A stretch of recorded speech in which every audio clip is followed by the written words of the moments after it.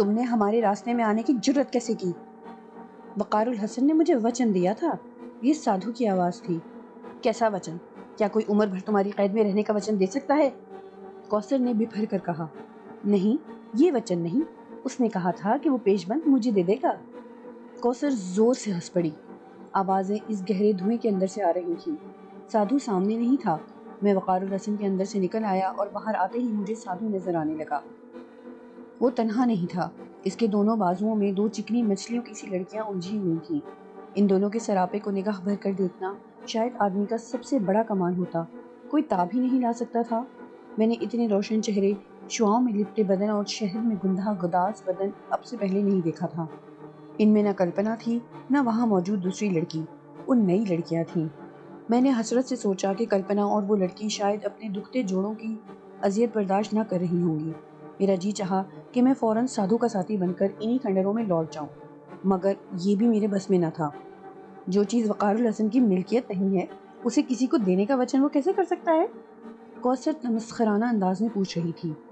دیکھ مورک کنیا، میں اگر چاہتا تو تجھے تباہ کر سکتا تھا، مگر میں نے ایسا نہیں کیا۔ وقار الحسن نے جو وچن دیا تھا وہ تیرے بھروسے پر ہی دیا ہوگا۔ وہ وچن اگر پورا نہیں ہوا تو میں بہت بری طرح پیش آؤں گا۔ اس نے کھلی دھمکی دی۔ تم سے اچھی طرح پیش آنے کی ہمیں کوئی امید بھی نہیں ہے۔ اس بار وقار الحسن نے جواب دیا۔ وہ پیش بند میرا نہیں ہے، کوثر کا ہے۔ وہ مجھے دینے پر تیار بھی نہیں ہے، اس لیے میں وہ تمہارے حوالے کرنے سے قاصر ہوں۔ دوسری بات یہ کہ میں تمہیں پائل دینے کا وعدہ کیا تھا، جو میں پورا کر چکا ہوں۔ پیش بند دینے کا میں نے کوئی وعدہ نہیں کیا تھا۔ تم میرے سامنے سے ہٹ جاؤ۔ وقار الحسن اس سے بات کر رہا تھا اور کوثر اپنا دایاں ہاتھ گریبان میں ڈال کر پیش بند کو پکڑے کچھ پڑھ رہی تھی۔ اچانک ہی سادھو کی نگاہ کوثر پر پڑی اور وہ چلایا، نہیں، ایسا نہ کرو! مگر دوسرے ہی لمحے ہم نے چمکدار لکیروں کو سادھو کی طرف جھپٹتے دیکھا۔ میں اور وقار الحسن حیران رہ گئے تھے۔ نہ معلوم وہ سانپ چشمے زدن میں کہاں سے آ گئے تھے۔ سادھو بھوکلا کر غائب ہو گیا۔ اس کے غائب ہوتے ہی وہ سانپ پھر شعاؤں کی مانند کوثر کی طرف بڑھے جو آنکھیں بند کیے کھڑی تھی۔ پھر ہمارے دیکھتے ہی دیکھتے وہ تمام شعائیں اس پیش بند میں جذب ہو گئیں۔ اب راستہ صاف تھا۔ کوثر نے آنکھیں کھول دی اور ہمیں آگے بڑھنے کا اشارہ کیا۔ میں وقار الحسن کے اندر ضم ہو گیا۔ بے وجہ باہر رہ کر سفر کرنا ضروری نہیں تھا۔ دوسری بات یہ تھی کہ اندر باہر جانے کا اختیار میرے لیے نیا اور پرکشش تھا، اس لیے میں ایسا بار بار کر رہا تھا۔ وقار الحسن کو میں نے اس سلسلے میں، یعنی مجھ پر پابندی لگانے یا روکنے کے سلسلے میں بے بس پایا تھا۔ شاید اس لیے بھی میں اپنی انا کو تسکین پہنچا رہا تھا۔ وہ میری کچھ باتیں نہیں مان رہا تھا تو میں بھی اس کی یہ بات ماننے کو تیار نہ تھا۔ ہم تینوں چند لمحوں بعد باہر آ گئے۔ کوثر کا حلیہ بہت زیادہ خراب تھا۔ خود اسے بھی اس بات کا احساس تھا، اسی لیے وہ بالیکا مندر کے کنارے بنے ایک کمرے کی طرف بڑھ گئی، جسے غالباً وہاں آنے والے لوگ غسل خانے کے طور پر استعمال کرتے تھے، کیونکہ کچھ دیر بعد وہ واپس آئی تو نہا چکی تھی۔ اس کے بال صاف تھے۔ اس نے ایک جوگیا رنگ کی ساڑی لپیٹ رکھی تھی۔ پتہ نہیں اس نے ساڑی کہاں سے لی تھی، مگر بہرحال اب اس کا حلیہ ایسا نہیں تھا کہ اسے دیکھنے والا ڈر جائے۔ اس نے انگلیوں کی مدد سے بالوں کو سیدھا کیا اور ساڑی کے پلو سے سر ڈھک لیا۔ یہاں قدرے اندھیرا تھا، البتہ سامنے والے ہوٹل میں لالٹین کی مدھم روشنی تھی۔ ہم پہلے وہیں گئے۔ وقار الحسن کوثر کو راستے میں اس برٹش آدمی کا حشر بتا چکا تھا۔ وہاں بیٹھ کر ہم نے چائے پی۔ وہ اداس لڑکا اب بھی وہاں تھا۔ اب بھی اس کے چہرے پر وحشت کے آثار نمایاں تھے۔ البتہ یہ دیکھ کر مجھے قطرے اطمینان ہوا کہ اب اس کی مدد کے لیے ایک اور لڑکا بھی وہاں موجود تھا۔ وقار الحسن نے اس سے اس برٹش کے بارے میں معلوم کیا تو اس نے وحشت زدہ نگاہوں سے اس کی طرف دیکھا، پھر بتایا کہ اس کا مالک اب سے 17 روز پہلے اس کھنڈر کی طرف گیا تھا اور پھر واپس نہیں آیا۔ وقار الحسن نے اسے بتا دیا کہ وہ اب اس کا انتظار نہ کرے۔ یہ سن کر اس لڑکے نے کوئی تفصیل نہ پوچھی، بس ایک ٹک وقار الحسن کو دیکھے گیا۔ ویسے بھی وہ شاید ہمیں ان کھنڈروں کی طرف سے آتا دیکھ چکا تھا۔ کوثر کو وہ چور نگاہوں سے دیکھتا اور زرد پڑتا جاتا تھا۔ پتہ نہیں اسے کیا چیز خوفزدہ کر رہی تھی۔ بہرحال ہم یہاں زیادہ دیر نہیں رکنا چاہتے تھے۔ اس لڑکے کی زبانی پتہ چلا کہ اب ایک لاری اس سڑک پر چلنے لگی ہے۔ وہ ہر 3 گھنٹے بعد یہاں آتی تھی اور پھر واپس جاتی ہے۔ آج پوجا کا دن نہیں تھا، پھر بھی کبھی کبھی سیاح اس مندر کو دیکھنے کے لیے یہاں آتے تھے، اسی لیے یہ لاری کسی ٹریول کمپنی نے چلائی ہے۔ اس کے مطابق وہ لاری آنے والی تھی۔ پھر ہم انتظار کرتے رہے۔ وہ کوثر نے کہا تھا کہ ہمیں پیدل چل دینا چاہیے۔ کچھ ہی دیر بعد وہ اندھیری سڑک پر اچانک روشنی میں نہا گئی۔ وقار الحسن اور کوثر کنارے آ کر کھڑے ہو گئے۔ چند ہی لمحوں بعد وہاں لاری آ کر رکی۔ اس میں سے کچھ انگریز عورتیں اور مرد اترے۔ اس کے ساتھ کچھ افریقی لوگ بھی تھے۔ ان سب کے ساتھ بہت سامان تھا، وہ سب زور زور سے باتیں کر رہے تھے۔ کچھ دیر پہلے کا دور تک چھایا ہوا سناٹا ٹوٹ چکا تھا، زندگی کی لہر سی دوڑ گئی تھی۔ ہوٹل کا لڑکا مستعدی سے کام میں لگا تھا، گاڑی سے سامان اتارا جا رہا تھا۔ ہم لوگ کچھ دیر تک وہیں کھڑے رہے، پھر ڈرائیور نے وقار الحسن سے پوچھا کہ وہ یہاں رہے گا یا شہر جائے گا۔ وقار الحسن نے بتایا کہ اسے شہر جانا ہے مگر ان کے پاس کرایہ ادا کرنے کے پیسے نہیں ہیں۔ ڈرائیور کچھ دیر تک اسے سر سے پاؤں تک دیکھے گیا، پھر احسان کرنے والے انداز میں ہاتھ ہلا کر اس نے ہمیں گاڑی میں بیٹھنے کا اشارہ کیا۔ ہم جلدی سے پچھلی سیٹوں پر جا بیٹھے۔ اس وقت میں سوچ رہا تھا کہ یہاں سے شہر تو چلے جائیں گے مگر لاری اڈے سے گھر تک کے لیے پتہ نہیں کوئی رحم دل تانگے والا ملے گا یا نہیں۔ امروہہ کا کرایہ تو وقار الحسن چچا سے لے لیتا۔ وہ سیاح اب بالیکا مندر سے کچھ فاصلے پر اپنی چھولداریاں نصب کر رہے تھے، شاید ان لوگوں کا رات بھر یہیں رکنے کا پروگرام تھا۔ وقار الحسن صدق دل سے دعا مانگ رہا تھا کہ ان میں سے کوئی بھی اس کھنڈر کی طرف نہ جائے۔ میں بھی ایسا ہی چاہتا تھا، ورنہ ان سب کا انجام اس برٹش آدمی سے مختلف نہ ہوتا۔ 15-20 منٹ تک وہیں کھڑے رہنے کے بعد لاری شہر کی طرف چل پڑی۔ وقار الحسن نسبتاً خوش تھا جبکہ کوثر کسی گہری سوچ میں ڈوبی ہوئی تھی۔ لاری کے انجن کا شور بہت زیادہ تھا۔ اچانک وہ رخ موڑ کر بولی، وقار الحسن، یہ تمہارا ہمزاد تم سے بات کرتا ہے؟ اس کے بارے میں کچھ تفصیل بتاؤ، میں سب کچھ جاننا چاہتی ہوں۔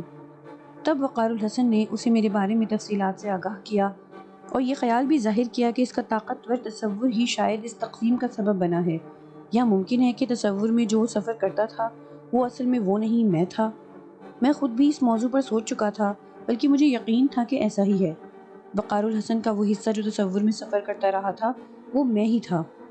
کوثر جوں جوں تفصیل سن رہی تھی، اس کا جوش و خروش بڑھتا جا رہا تھا۔ وقار الحسن نے میرے خبیث قسم کے خیالات کے بارے میں بھی اسے بتا دیا۔ میں نے محسوس کیا کہ ایسا سن کر کوثر کی آنکھوں میں عجیب سی چمک پیدا ہوئی تھی۔ پھر وہ بولی، میں اس کو دیکھ سکتی ہوں مگر اس کی یہ بات کیوں نہیں سن سکتی؟ مجھے کیا پتا، وقار الحسن نے بیزاری سے کہا۔ کوئی بات نہیں، ایسا کرنا میرے لیے مشکل نہیں ہے، میں امروہہ پہنچتے ہی جاب شروع کر دوں گی۔ ایک بات کان کھول کر سن لو کوثر، تم گھر کو گھر سمجھ کر رہو گی۔ تمہیں ان تمام نقصانات کا ازالہ کرنا ہے جو تمہاری وجہ سے پورے خاندان کو اٹھانا پڑے ہیں۔ تم وہاں کوئی غیر معمولی حرکت نہیں کرو گی۔ وہ لوگ کسی نئی پریشانی گویا تمہارے کسی چمتکار کو افورڈ کرنے کے قابل نہیں رہے ہیں۔ اپنے آپ کو ہر اچھی اور بری بات، بہتر اور خراب رویے کے لیے تیار کر لو۔ لوگ تمہیں تانے دیں گے اور برا بھلا بھی کہیں گے۔ بالخصوص تم اماں کے رویے کو ہر حال میں برداشت کرو گی، کیونکہ تمہاری حرکت سے جہانی آپا اور شنو آپا کی عزت کو بھی دھچکا لگا ہے، جسے اماں نے بہت محسوس کیا ہے۔ اور پھر سونے پہ سہاگا تمہارا وہ خط۔ میں جانتی ہوں وقار الحسن، میں پوری کوشش کروں گی کہ ایسی کوئی بات نہ ہو۔ اس نے وقار الحسن کی بات کاٹ دی۔ جس شرمندگی کا اظہار وہ زبان سے کر رہی تھی اس کا کوئی تاثر اس کے چہرے پر نہ تھا۔ تم جانتی ہو کہ تمہاری صحت کے لیے، یعنی تمہاری معذوری دور کرنے کے لیے سنہرے بابا نے دعا کی تھی؟ ہاں جانتی ہوں، ان سے ملنا بھی چاہتی ہوں، مگر یہ بھی جانتی ہوں کہ وہ مجھ سے ملنا پسند نہیں کریں گے۔ ہاں، ایسا ہونا اس وقت تک ناممکن ہے جب تک تم یہ راستہ چھوڑ نہ دو۔ ویسے مجھ سے صلاح لو تو میں یہی مشورہ دوں گا کہ تمہیں ایک عام سی لڑکی بن کر رہنا چاہیے۔ اب ایسا ہونا ممکن نہیں ہے وقار الحسن، اس نے فیصلہ کن لہجے میں کہا۔ کیوں؟ آخر کیا بات ہے؟ میری مراد پوری ہو گئی تو یہ میرا وعدہ ہے کہ تمہارے مشورے پر عمل کروں گی۔ اس کی آنکھوں میں اچانک چراغ لو دینے لگے۔ وقار الحسن اس سے نگاہ چرا گیا۔ میرا جی چاہا کہ میں وقار الحسن سے کہوں کہ وہ بھی کچھ پتہ مار لے۔ وہ اپنی محبت پانے میں حق بجانب تھا تو یہی بات کوثر کے لیے بھی ٹھیک تھی۔ رہا اماں کا سوال کہ وہ پسند نہیں کریں گی، تو انہیں منانا وقار الحسن کے لیے اتنا مشکل نہ تھا، نہ ان کے منانے میں وہ عذاب نازل ہوتے جو کوثر کے حوالے سے ہوئے تھے۔ شگفتہ کو اچھا بر مل جاتا، مگر کوثر کے لیے تو اب ایسا سوچنا بھی مشکل تھا۔ اس کے خاندان میں کب محبت کی شادیاں ہوتی رہی تھیں، وہاں تو سمجھوتے کرنے کا رواج تھا۔ مزید کسی بڑے نقصان سے بچنے کے لیے وقار الحسن کا سمجھوتا کرنا ہی بہتر تھا، مگر وہ تو جانے کیا سوچے بیٹھا تھا۔ میں یہ جاننے سے قاصر تھا کہ اس روز سب کو بھاڑ میں جھونک دینے کی باتیں کرنے والا وقار الحسن شگفتہ کے بارے میں اب کیا سوچ رہا ہے، اس کے ذہن میں مزید کسی تبدیلی کا گزر ہوا بھی ہے یا نہیں۔ بہرحال یہ باتیں جلد یا بدیر معلوم ہو ہی جانا تھی۔ مجھے تو صرف ایک اطمینان تھا کہ میں جب چاہوں سادھو کے پاس جا سکتا ہوں۔ آنے جانے میں میں اپنی مرضی کا مالک ہوں، مگر میں چاہتا تھا کہ کوثر کی کوششوں سے میں ٹھوس وجود پالوں، تب میرا وہاں جانا میری خواہشات پوری کرنے کے لیے اچھا بھی تھا۔ لیکن وہاں جانا اور سادھو کو شہد پیتے دیکھ کر تپتے رہنا میرے بس میں تھا۔ سچ بات تو یہ ہے کہ میں اس وقت وقار الحسن اور کوثر کے ساتھ محض اسی لالچ میں تھا کہ کوثر کی باتوں نے میری آس بندھا دی تھی۔ مجھے امید تھی کہ کوثر اس پر دباؤ ڈال کر ایسے وظائف کرنے پر بھی مجبور کر دے گی جو میرے لیے کارآمد ہوں گے۔ وہ دونوں اب خاموش تھے، صرف لاری کے انجن کا شور تھا۔ دور سے شہر کی بتیاں نظر آ رہی تھیں۔ تھوڑی ہی دیر میں لاری شہر میں داخل ہو گئی۔ میں جانتا تھا کہ وقار الحسن کے پاس پیسے نہیں ہیں۔ وہاں زیادہ تر تانگے والے ایسے تھے جو پیسے پہلے طلب کرتے تھے، اور بالخصوص رات کو۔ میں لاری سے اترتے ہی وقار الحسن کے بدن کو چھوڑ چکا تھا۔ میں سیدھا اس ہوٹل پر پہنچا جو لاری اڈے پر بنا تھا۔ میں ایک تجربہ کرنا چاہتا تھا، سو سیدھا اسی موٹے سے ہندو کے پاس پہنچ گیا جو لوہے کی تجوری کھولے دن بھر کی کمائی گن رہا تھا۔ میں نے ہاتھ بڑھا کر ان نوٹوں میں سے کئی نوٹ اٹھا لیے۔ اس نے کوئی نوٹس نہ لیا، حالانکہ اس کی تمام تر توجہ انہی نوٹوں کی طرف تھی۔ اس سے ایک بات کا یقین ہو گیا کہ چیز میرے ہاتھ میں آتے ہی غائب ہو جاتی ہے، یعنی دوسروں کو نظر نہیں آتی۔ اس تجربے نے مجھے ایک اور الجھن میں ڈال دیا کہ اگر میں نوٹوں کو ہاتھ میں لے سکتا ہوں، اگر میں بالیکا مندر کے باہر بیٹھ کر کھانا کھا سکتا ہوں، روٹی سالن اور پلیٹ ہاتھ میں لے سکتا ہوں، پانی پی سکتا ہوں، تو آخر کیا وجہ ہے کہ انسانی جسم کو نہیں چھو سکتا؟ میں نے ایک بالیکا مندر میں اس لڑکے کو چھونے کی کوشش کی اور ناکام رہا۔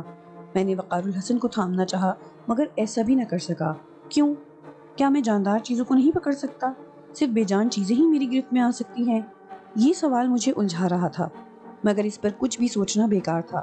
مگر میں کچھ بھی سوچ کر کسی نتیجے پر نہیں پہنچ سکتا تھا۔ پیسے چوری کرنے کا تجربہ کامیاب ہو چکا تھا۔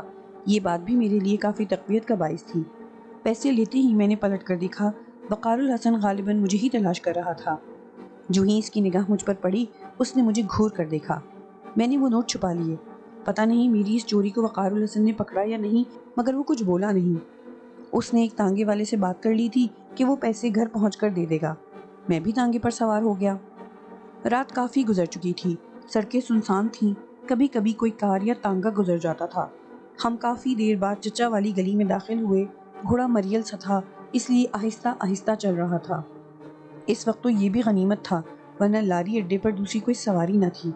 تانگا گلی میں داخل ہوا تو سوئی ہوئی گلی جیسے جاگ اٹھی۔ گھوڑے کے ٹاپوں کی آواز اور پہیوں سے نکلنے والی چرخچوں کی آواز نے سناٹے کو کاٹ دیا تھا۔ میں جانتا تھا کہ چچا سے کوثر کے ملنے کا منظر کافی جذباتی ہوگا۔ پتہ نہیں وہ کس رد عمل کا اظہار کریں۔ میں نے وقار الحسن اور کوثر کو اترتے ہی ایک نوٹ تانگے والے کے قریب سیٹ پر رکھ دیا اور چپکے سے ایک طرف ہو گیا۔ وقار الحسن نے آگے بڑھ کر دروازے کا کنڈا بجایا۔ کئی بار کنڈا بجانے کے بعد اندر کسی کے جاگنے کے آثار پیدا ہوئے۔ پھر کچھ دیر بعد کسی آہٹ ہوئی، پھر چچا کی کچھ خوف زدہ سی آواز سنائی دی، میں ہوں چچا، وقار الحسن۔ وقار الحسن نے قدرے اونچی آواز میں جواب دیا۔ اندر ایک ہلچل سی مچی اور دروازہ ایک جھٹکے سے کھل گیا۔ دروازہ کھلتے ہی چچا کے ہاتھ میں پکڑی لالٹین کی روشنی گلی میں رینگ آئی۔ انہوں نے جوگیا رنگ کی ساڑی میں لپٹی کوثر کو حیرت سے دیکھا۔ انہیں یقیناً اس کا چہرہ دکھائی نہیں دیا تھا، اس لیے کہ کوثر نے چہرے پر ساڑی کا پلو جھکا رکھا تھا۔ شاید وہ بھی جانتی تھی کہ چچا اسے اچانک دیکھ کر حواس باختہ بھی ہو سکتے ہیں، غصے میں بھی آ سکتے ہیں، کچھ بھی ہو سکتا ہے۔ وقار الحسن تم؟ اور یہ کون ہے؟ اندر تو آنے دیں چچا، وقار الحسن نے مسکرانے کی کوشش کرتے ہوئے کہا۔ وہ جانتا تھا کہ کوثر نے جو حرکت کی تھی اسے سب کی طرح چچا نے بھی پسند نہیں کیا تھا، بلکہ وہ تو اس کی تلاش پر نکلنے کے بھی خلاف تھے۔ ممکن ہے دروازے پر ہی اس کے بارے میں سن کر وہ آپے سے باہر ہو جاتے، چیختے چلاتے اور یوں سارا محلہ جا کر تماشا دیکھتا۔ اور چچا، 6 آنے ہیں آپ کی جیب میں، تانگے والے کو دینے ہیں۔ وقار الحسن نے مسکراتے ہوئے تانگے کو دیکھا۔ جیب میں تو نہیں ہے، اوپر ہیں، اندر تو آؤ۔ وہ لالٹین نیچے رکھ کر اوپر کی طرف لپکنے لگا۔ وقار الحسن اور کوثر اندر آ گئے۔ اسی وقت چھجے سے چچی کی آواز سنائی دی، ارے کون ہے بتائیے تو صحیح۔ وہ اوپر سے جھانک رہی تھی۔ وقار الحسن ہے، تم 6 آنے پھینک دو۔ مگر اس سے پہلے کہ 6 آنے نیچے پھینکے جاتے، تانگے والا مڑ کر چلا گیا۔ وقار الحسن نے جھانک کر اسے حیرت سے جاتے ہوئے دیکھا اور پھر ایک دم ہی میری طرف مڑا۔ شاید وہ مجھے ڈانٹنا چاہتا تھا، وہ میری چوری اور تانگے والے کو پیسے دینے والی حرکت سے واقف ہو چکا تھا، مگر چچا کی موجودگی میں وہ ایسا نہیں کر سکا۔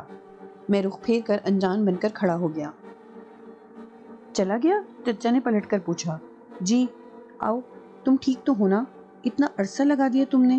تمہیں پتہ ہے بھائی صاحب 2 بار آ چکے ہیں، ان کی حالت تو دیکھی نہیں جاتی، کمر بالکل دوہری ہو چکی ہے۔ وہ وقار الحسن سے لپٹ کر کہنے لگے۔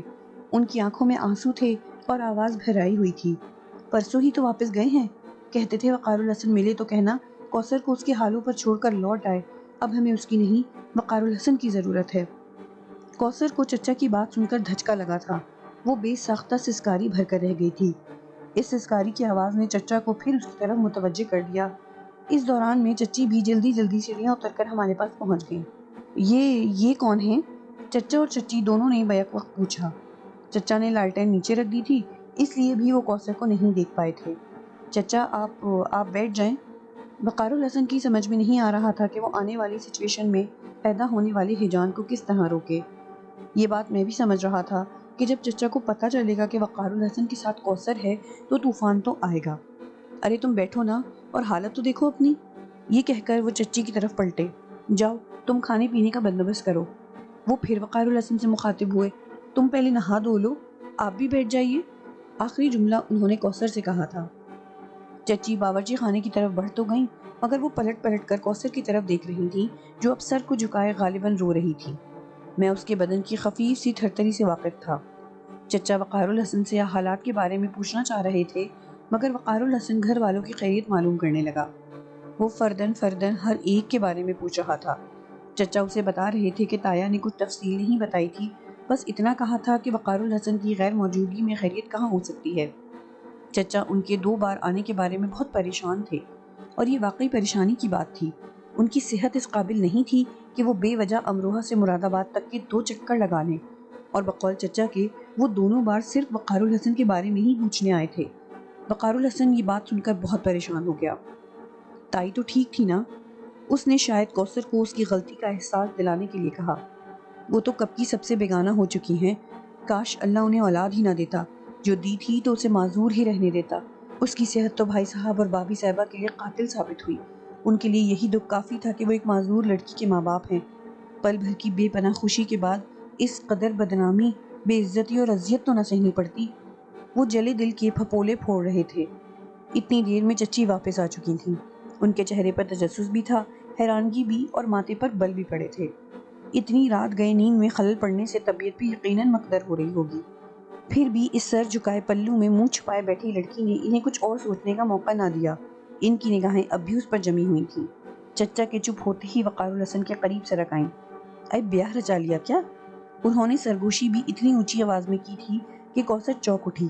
کچھ کسمسائی اور پھر کچھ سوچ کر اس نے سر اٹھا کر پلو اونچا کر لیا۔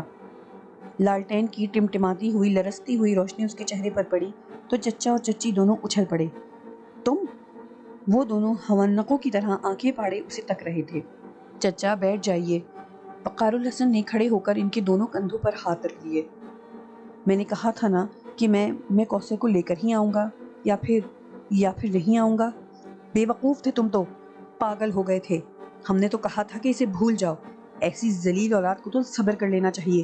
اس بے غیرت نے ذرا بھی نہ سوچا۔ ارے ہمارے اس خاندان کی لڑکی تو اکیلی رشتہ دار کے گھر تک جانے سے گھبراتی ہے، محلے میں بھی اجازت لے کر کسی کے ساتھ جاتی ہے، اور یہ ہماری عزتوں کو بٹا لگا کر بھاگ گئی۔ ایسی ناشکری کے ماں باپ کی اس خدمت کا حق بھی ادا نہ کیا جو وہ اس کی پیدائش سے لے کر اب تک کرتے رہے۔ انہیں جیتے جی مار گئی۔ نہ باپ کی سفید داڑھی کا خیال آیا، نہ ماں کے سفید جھونڈے کا۔ کس منہ سے آئی ہے یہ یہاں؟ چچا بے قابو ہو رہے تھے۔ چچا پلیز۔ وقار الحسن گھبرا گیا۔ ان کی آواز رات کے گہرے سناٹے میں گونج رہی تھی۔ محلے والے کیا سوچیں گے چچا؟ اب اور محلے والے کیا سوچیں گے بھلا؟ جو کچھ سوچنا تھا وہ تو اسی روز سوچ چکے ہوں گے جب یہ بھاگی تھی۔ چچی بھی ہاتھ نچا کر بولی۔ کوثر اب باقاعدہ سسکیاں بھر رہی تھی۔ اس نے دونوں ہاتھ چہرے پر رکھے ہوئے تھے، پھر وہ اچانک اٹھی اور چچا کے پیروں سے لپٹ گئی۔ مجھے معاف کر دیں چچا، معاف کر دیں، بھول ہو گئی تھی مجھ سے۔ بھول ہو گئی تھی؟ یہ بھول تھی؟ اسے بھول کہتے ہیں جس نے میرے بھائی کا خون نچوڑ لیا، جس نے میری ماں ایسی بھابھی کو پاگل کر دیا، جس نے ہمیں زمانے بھر میں منہ دکھانے کے قابل نہ چھوڑا۔ چچا صفاق لہجے میں بولے۔ انہوں نے ٹھوکر مار کر کوثر کو خود سے الگ کر دیا۔ ان کا رد عمل بڑا شدید تھا۔ شاید وقار الحسن کو اس کا اندازہ نہیں تھا۔ وہ بہت نروس ہو رہا تھا۔ اس کی سمجھ میں نہیں آ رہا تھا کہ وہ چچا پر کس طرح قابو پائے۔ کوثر کا رنگ پیلا پڑ چکا تھا، اس کے چہرے پر وحشت برس رہی تھی۔ شاید اسے اس وقت اپنی اس حرکت کی سنگینی کا شدت سے احساس ہو رہا تھا۔ میں تو یہ سوچ رہا تھا کہ یہاں اگر رد عمل کا یہ عالم ہے تو امروہہ میں کیا ہوگا؟ تایا کی کیا حالت ہوگی؟ وقار الحسن کی اماں کیا کریں گی؟ ان کی نفرت تو کوثر کے لکھے ہوئے خط نے دو چند کر دی تھی، جس میں اس نے انتہائی بے باکانہ انداز میں وقار الحسن کو اپنی منزل بتایا تھا۔ ساری دنیا سو رہی تھی اور یہاں چچا کے گھر میں جیسے زلزلہ آیا ہوا تھا۔ چچی بجائے چچا کو ٹھنڈا کرنے کے اپنا تاریخی کردار ادا کر رہی تھی، ان کے اندر بھڑکتی چنگاریوں کو ہوا دے رہی تھی۔ اب تو انہوں نے باقاعدہ ناک سڑک سڑک کر رونا شروع کر دیا تھا کہ اب وہ محلے والوں کا دوبارہ سامنا کیسے کریں گی، کیسے ایک بار پھر خاندان والوں کی تھو تھو برداشت کریں گی، جب کوثر کو دیکھ کر گزری ہوئی بدنامی ایک بار پھر لوٹ کر آئے گی۔ حالانکہ ان پر تھو تھو ہونے کی اور دوسری بھی کئی وجوہات تھیں۔ میں کہتا ہوں چپ ہو جائیے۔ وقار الحسن جب کسی طرح انہیں قابو نہ کر سکا تو پھٹ پڑا۔ اس کی تیز آواز نے گونج کر ایک دم سناٹا پھیلا دیا۔ چچا اور چچی سہم کر چپ ہو گئے۔